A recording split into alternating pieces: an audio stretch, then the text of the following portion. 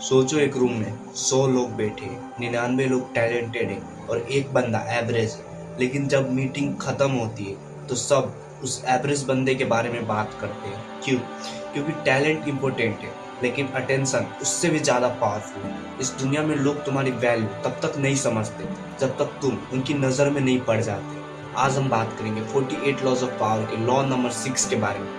Got attention at all cost, यानी हर हालत में अटेंशन हासिल करो। लेकिन इसका मतलब चीप पब्लिसिटी या क्लाउन बनना नहीं। इस लॉ का असली मतलब है, अगर तुम इनविजिबल हो तो तुम पावरलेस हो। आज की वीडियो में हम जानेंगे कि अटेंशन इतनी पावरफुल क्यों है, हिस्ट्री के एग्जाम्पल्स देखेंगे और सीखेंगे कि कैसे तुम अपनी लाइफ में इस लॉ को अप्लाई कर सकते हो। तो वीडियो को एंड तक जरूर देखो क्योंकि ये वीडियो तुम्हारी आने वाली लाइफ चेंज कर सकती है।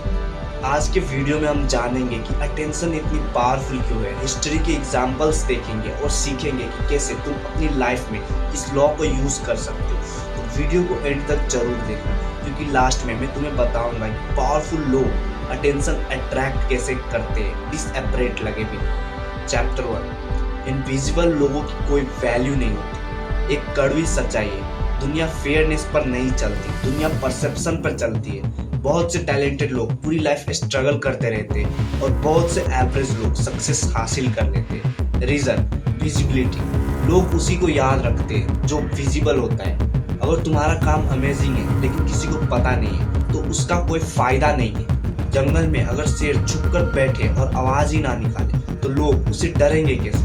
पावर का पहला स्टेप यही है, नोटिस किया जाना। पहले अटेंशन, फिर रिस्पेक्ट, फिर इन्फ्लुएंस और फिर पावर। चैप्टर 2, पीटी बर्नम का लेसन। रॉबर्ट ग्रीन ने इस लॉ में एक फेमस शोमैन का लेसन दिया है, नाम था पीटी बर्नम। बर्नम को पता था कि लोग फैक्ट से ज्यादा एक्साइटमेंट खरीदते हैं। वो अजीब एडवर्टाइजमेंट करता था, कंट्रोवर्शियल स्टेटमेंट्स देता था और लोगों की क्यूरियोसिटी को ट्रिगर करता था। रिजल्ट, हर कोई उसके बारे में बात करता था और जितनी ज्यादा बातें होती थी उतनी ज्यादा पॉपुलैरिटी बढ़ती थी। उसने एक पावरफुल लेसन दिया, bad publicity is better than no publicity. क्योंकि लोग जो दिखता है उसी को याद रखते हैं, जो इनविजिबल है वो कभी एग्जिस्ट नहीं करता। चैप्टर 3, सोशल मीडिया ने इस लॉ को और पावरफुल बना दिया। आज के ज़माने में अटेंशन ही एक करेंसी है। इंस्टाग्राम, यूट्यूब, टिकटॉक, फेसबुक, हर जगह कंपटीशन अटेंशन का है। सोचो, एक क्रिएटर के पास अमेजिंग नॉलेज है, दूसरा क्रिएटर एवरेज नॉलेज देता है लेकिन उसकी प्रेजेंटेशन पावरफुल है, थंबनेल स्ट्रॉन्ग है, टाइटल क्यूरियोसिटी क्रिएट करता है, कॉन्फिडेंस हाई है। गेस करो किसकी वीडियो ज़्यादा चली? मोस्ट केसेस में दूसरे क्रिएटर की, क्योंकि लोग पहले अटेंशन देते हैं, वैल्यू बाद में जज करते हैं। इसीलिए सक्सेसफुल क्रिएटर समझते हैं अटेंशन गेट है और वैल्यू घर है। पहले गेट से अंदर आना पड़ता है फिर घर में घुसते हैं। चैप्टर 4, पावरफुल लोग अटेंशन का गेम कैसे खेलते हैं। पावरफुल लोग भीड़ में घुल नहीं जाते, वो अलग दिखते हैं। उनकी बॉडी लैंग्वेज अलग होती है, उनकी ड्रेसिंग सेंस अलग होती है, उनका बोलने का स्टाइल अलग होता है, उनका प्रेजेंस अलग होता है। जब वो रूम में एंटर करते हैं तब लोग ऑटोमेटिकली नोटिस करते हैं। क्यों? क्योंकि ह्यूमन ब्रेन नोवेल्टी को नोटिस करता है। जो चीज़ डिफरेंट होती है उस पर नज़र ऑटोमेटिकली जाती है। इसलिए अगर तुम पावरफुल बनना चाहते हो तो एवरेज मत दिखो, अपनी आइडेंटिटी क्रिएट करो, अपना यूनिक स्टाइल बनाओ, अपनी यूनिक वॉइस बनाओ। चैप्टर 5, अटेंशन और डिसएप्रेशन में फर्क। इस लॉ को सबसे गलत समझा जाता है। सब बोलते हैं अटेंशन चाहिए, इसका मतलब ड्रामा क्रिएट करो, लाउड बनो, फेक बनो, कंट्रोवर्सी क्रिएट करो। नहीं, वो डिसएप्रेशन है, पावर नहीं। पावरफुल अटेंशन नेचुरली होती है, डिसएपरेट अटेंशन फोर्स्ड होती है। एक लायन जंगल में चिल्लाता नहीं रहता, उसकी प्रेजेंस ही काफी होती है। इसी तरह पावरफुल लोग अटेंशन के पीछे भागते नहीं, वो इतने वैल्यूएबल और यूनिक बन जाते हैं कि अटेंशन खुद ब खुद चल के उनके पास आते हैं। चैप्टर 6, अटेंशन का डार्क साइड। हर पावर के साथ डेंजर भी आता है। अटेंशन अट्रैक्ट करना पावरफुल है लेकिन गलत अटेंशन अट्रैक्ट करना डेंजरस है।